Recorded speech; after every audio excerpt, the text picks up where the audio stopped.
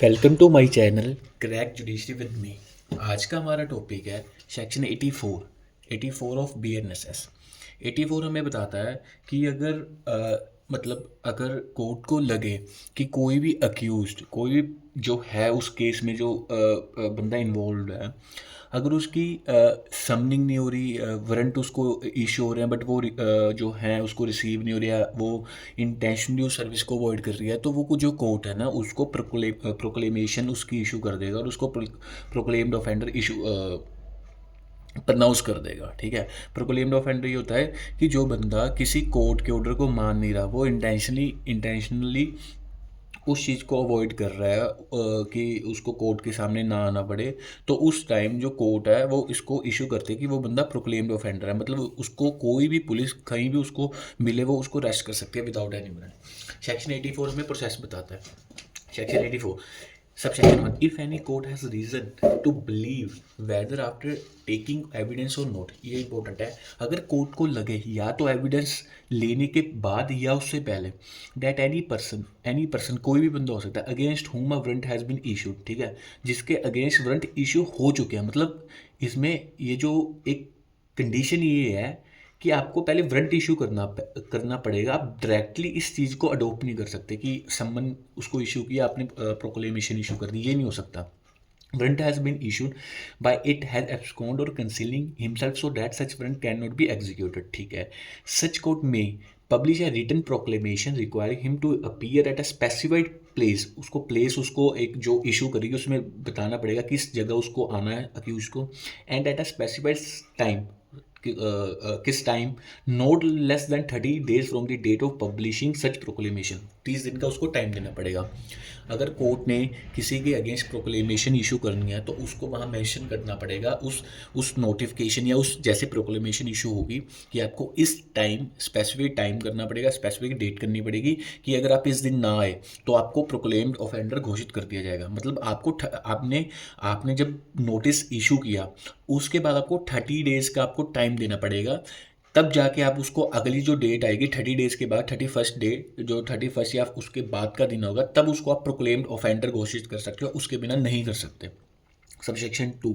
the proclamation shall be published as follow. It shall be the publicly read in some conspicuous place of the town or village in which such person ordinarily reside. अब ये क्या, आपने issue तो कर दी, अब आप उसको notify कैसे करोगे? कि सबसे पहले आपको जहाँ वो बंदा रहता है, जिस एरिया में रहता है, आप जहाँ पर वो उसका मतलब एड्रेस है, तो आप उसको उस जहाँ रहता है वो उस टाउन में या उस विलेज में आप उसको ऐसी जगह उसको अफिक्स कर दोगे कि सबको बंदे को पता लग जाए कि इसके अगेंस्ट ये चीज़ है, मतलब वो देख सके।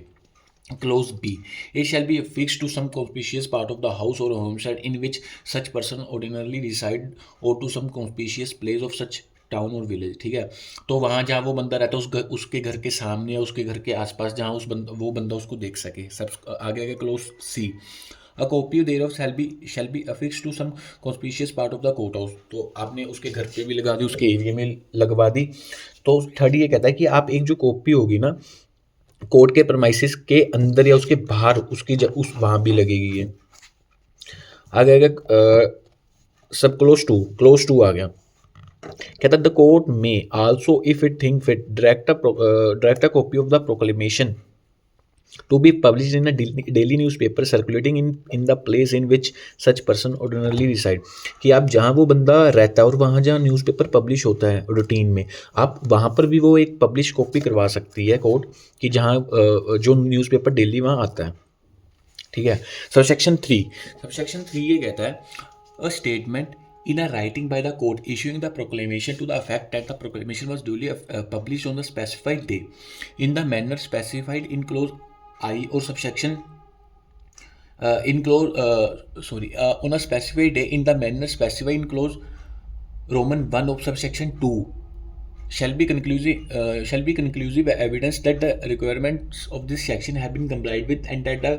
Proclamation was published on Thursday. वो कहता है कि जो कोर्ट ने ये जो ऊपर जो मैंडेटरी प्रोविजन है उसको फॉलो कर दिया और उस पर हाँ ये फॉलो लग रहा है कि होगी, तो इसका मतलब ये होगा कि जो प्रोक्लेमेशन इशू हुई है ना एज पर दी प्रोविजन हुई है, ये जिसमें सेक्शन 3 कहता है। आगे आगे subsection 4, where a proclamation published under subsection 1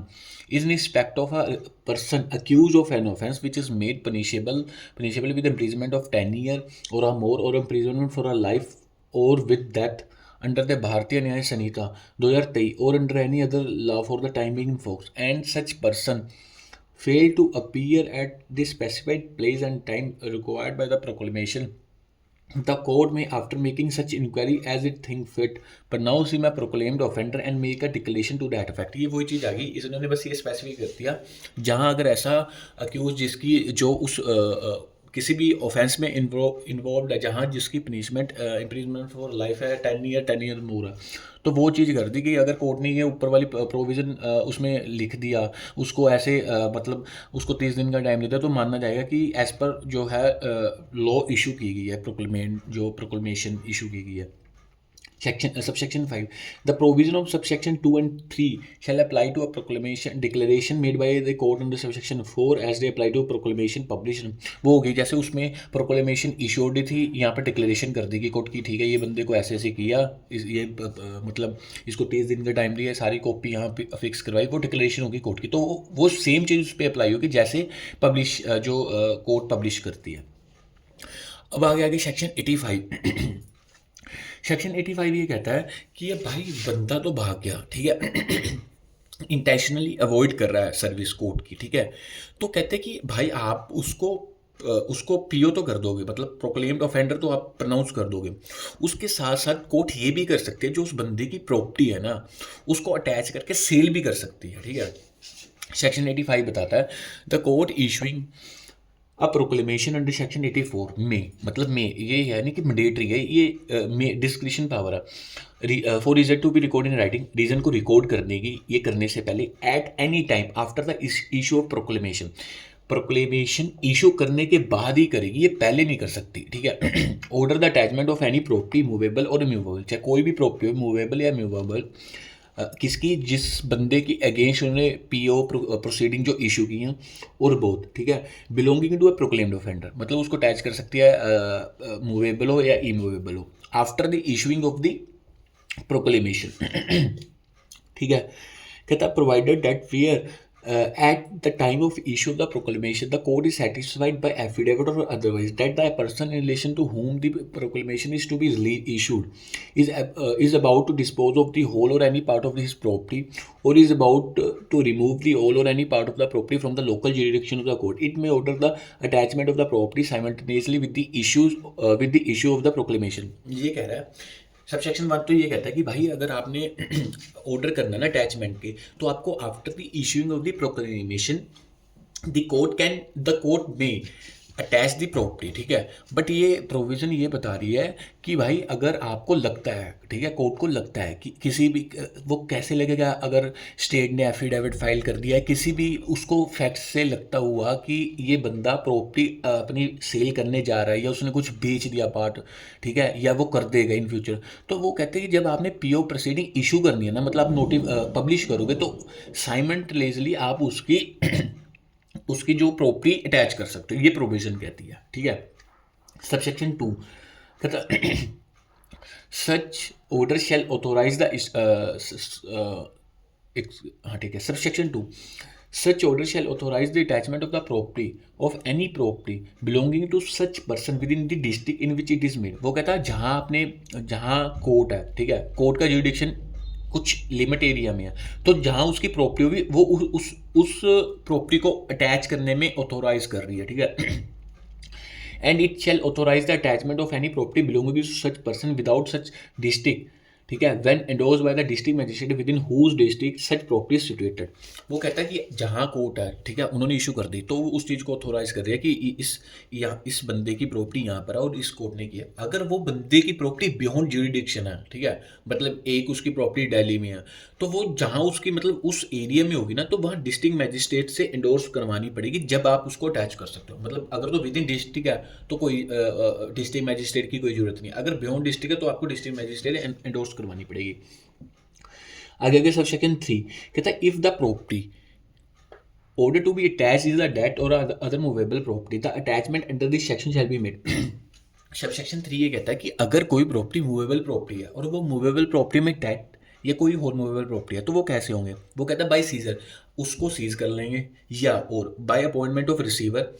receiver को अपॉइंट कर लेंगे कि भाई आपको इसको सेल करना है, या उसको जैसे भी जो कोर्ट देखेगी उस टाइम, ठीक है, आपको रिसीवर को अपॉइंट कर लिया जो आगे उसको बेचेगा या उसकी जब तक नहीं उसको सेल करता जब तक उसको अपने पास रखेगा, ठीक है। आगे अगर clause c, by an order in writing prohibiting the delivery of such property to the proclaimed offender to any one on his behalf, तो एक ये ऑर्डर इशू कर सकती है कोर्ट की भाई अगर प्रॉपर्टी आप अक्यूज की प्रॉपर्टी आपने उसका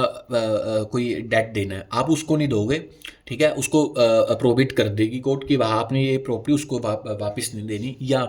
और by all or any of two method as the court think, या किसी भी जो है ऊपर मेथड हमने पढ़ा किसी को भी अडोप्ट कर सकती है कोर्ट, ये ऐसे मूवेबल प्रॉपर्टी अटैच कर सकती है। अगर सबसेक्शन वो, if the property order to be attach is the immovable, अगर प्रॉपर्टी इमूवेबल है, the attachment under this section shall in the case of land paying revenue to the state government be made through the collector of the district in which the land is situate and in all other cases, ठीक है। अगर तो कहते हैं जो property आपने attach की है, ठीक है, अटैचमेंट जिसकी होनी है या करवानी है, तो वो कहते हैं कि अगर तो उस एरिया में है जहाँ पर वो प्रॉपर्टी डिस्ट्रिक्ट कलेक्टर मतलब पेइंग रेवेन्यू मतलब कोई टैक्स दे रही है, ठीक है, तो उसके उस हिसाब से होगी, मतलब अगर तो सपोज करो कोई प्रॉपर्टी है इमूवेबल प्रॉपर्टी वो रेवेन्यू दे रही है, ठीक है, स्टेट गवर्नमेंट को, तो वो जो अटैचमेंट होगी थ्रू कलेक्टर उसमें इन्वॉल्व होगा जब जाके होगी, ठीक है। Otherwise and in all other case, otherwise जो है उसका पोजेशन लेके होगी, रिसीवर को अपॉइंटमेंट करके होगी उसमें, या उसको किसी बंदे को प्रोवाइड कर देंगे कि भाई आपने ये प्रॉपर्टी उस प्रोक्लेम्ड ऑफेंडर को नहीं देनी, या कोई भी मेथड जैसे भी कोर्ट को सही लगे जो हमने ऊपर मूवेबल में पढ़ा है। ये होगा सबसेक्शन 4। आगे सबसेक्शन 5 कहता है if the property order to be attached consist of livestock और is of a perishable nature, कहता है कि अगर कोई प्रॉपर्टी हमने पहले मूवेबल पढ़ी फिर इमूवेबल पढ़ी, अब वो कहता है लाइफ स्टॉक मतलब कोई एग्रीकल्चर प्रोड्यूस हो गया, कोई पेरिशेबल जो जल्दी ही उसका ख़त्म होने वाली पेरिशेबल नेचर की, मतलब जो ख़त्म हो सकती है अगर उसको कुछ दिन ना यूज़ करें ना उसको बेचें या सेल करें तो वो ख़त्म हो जाएगी। द कोर्ट में if it think it is expedient if it the court में if it thinks it is expedient order immediate sale thereof, तो वो उसको लगता है कि ये हो सकते तो इमीडिएट उसके सेल का ऑर्डर कर देगी उसको बेच दो, and in such case the proceed of the sale avoid the order of the court, और जो उसमें से सेल में से पैसा आएगा ना वो कोर्ट को जैसा भी लगता हुआ कोर्ट उसको ऑर्डर करेगी उस हिसाब से वो जो पैसा होगा या डिस्ट्रीब्यूट करेगी, डिस्ट्रीब्यूट मतलब या तो गवर्नमेंट को देगी या जैसे भी कोर्ट का ऑर्डर होगा, ठीक है। Subsection 6. The power, duties, and the liability of the receiver appointed under this section shall be the same as those of the receiver appointed under CPC. मतलब जो हम आई थिंक 45 है इसका, आई थिंक जो receiver जो CPC में दिया हुआ है जो भी उसकी पावर एंड ड्यूटी सीपीसी में दी हुई है वो ही सेम उसी रिसीवर को जो इस बीएनएसएस में अपॉइंट हुआ उसकी ड्यूटी वो सेम होगी, ठीक है। इसमें एक और चीज़ है, एक सेक्शन 507 है जो ये करता है कि जो कोई ट्रायल है ना वो शुरू से विशेष होगा, मतलब उसको बिल्कुल नल एंड वॉइड होगा कि अगर मैजिस्ट्रेट ने ऐसा कुछ काम कर दिया जो उसके पास पावर नहीं है। तो हमने जो अभी ये पढ़ा है ना अटैचमेंट का, अगर वो कहता है कि अगर किसी मैजिस्ट्रेट के पास पावर नहीं थी अटैचमेंट करवाने की, वो उसके बावजूद भी उस अटैचमेंट को कर देता है या ऑर्डर कर देता है, तो वो कहता है पूरा ट्रायल विशेष करेगी प्रोसीडिंग वो प्रोसीडिंग सारे ट्रायल को ख़त्म कर देगी क्योंकि उसके पास पावर नहीं थी। ये सेक्शन 507 ऑफ बीएनएसएस में दिया हुआ है।